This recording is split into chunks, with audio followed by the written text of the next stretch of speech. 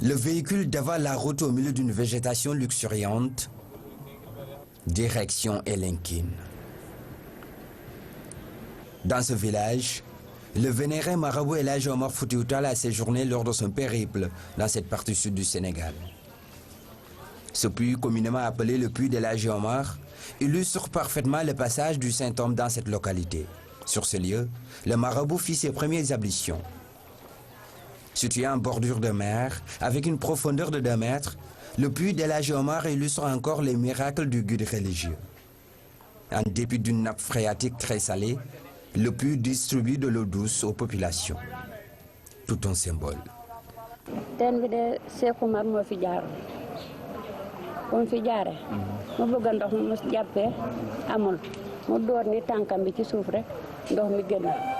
El Hadji Omar est arrivé ici à l'heure de la prière. N'ayant pas de l'eau pour faire ses ablutions, il a posé son pied ici et l'eau a jailli. Ainsi a-t-il fait ses ablutions avant de prier, ce qui a donné naissance à ce puits béni. À côté de ce fait religieux, l'histoire évoque une volonté farouche d'en découdre avec le colon. Certains disent qu'il est venu à la recherche des Anglais.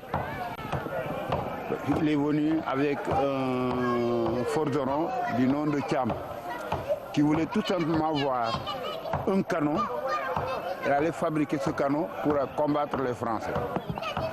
Mais il fallait rencontrer les Anglais. Comme les Anglais étaient de ce passage, d'ailleurs ils ont fait Elinkine, ça fait partie de son périple. Elinkine, un village fondé vers le XVIIIe siècle par un navigateur du nom de Marteau, originaire de Saint-Louis du Sénégal. Ce dernier aurait baptisé le village du nom de Santhiaba. Question, d'où provient alors le nom d'Elinkine? Il y a eu une commerçante qui s'appelait Hélène King.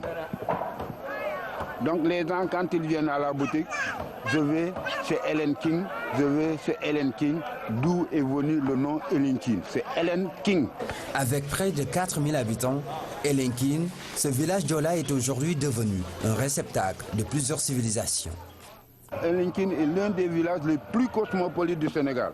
Vous avez tous les noms de famille du Sénégal et des noms hors du Sénégal. La famille là, nom de famille Freeman. Vous avez Ley, vous avez Harris. Preuve par l'exemple, nous vous invitons à découvrir la communauté ghanéenne d'Elinkine avec leur école sur place. Ici, la teranga sénégalaise est bien perceptible. I love the village very much. And I like how the Senegalese... Il existe une forte communauté ghanéenne et la plupart d'entre eux sont des pêcheurs établis ici. Mais le plus important pour nous est que nous vivons en parfaite harmonie avec nos frères sénégalais. I love the village. Every one of them also love the village. Because the Senegalese are company with us, they don't trouble us, they don't harm us. We always feel free in the community. Et voici la principale activité du village, la pêche. Elle constitue un ciment entre les différentes communautés d'Elinkine. Une symbiose qui cache pourtant mal les difficultés auxquelles les pêcheurs font face. L'activité de la pêche, bon, ça va un peu, mais le problème de l'Elinkine, c'est le problème de l'essence. Ça coûte très cher. Tout qui va dans la mer, ça coûte cher.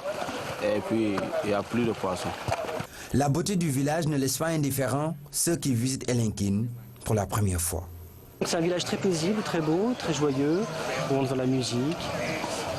Les enfants chantent, les marchands sont actifs, très bonne ambiance, très bonne humeur.